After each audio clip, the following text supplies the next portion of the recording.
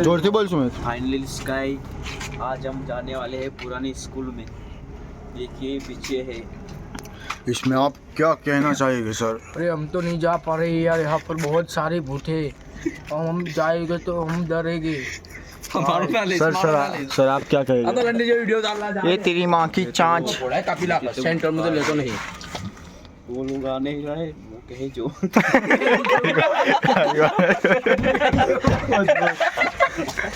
सब बकचोदी करना है और क्या करिए, वो अंदर जाना नहीं सकते बराबर। मैं शांति नहीं बेगी होगा चुपचाप गाँव में।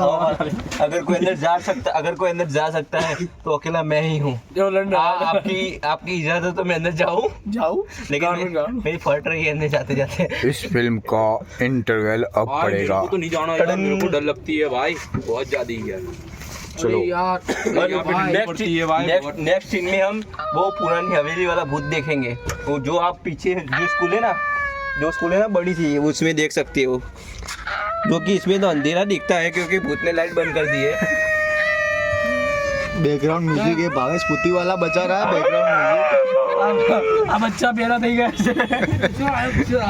ए बा आता पप्पा ना मन दारू लेने आ जा। अरे आज बिसरा स्कूल में नहीं जाने वाला। ये नहीं जाओ, अपने को तो लगती है।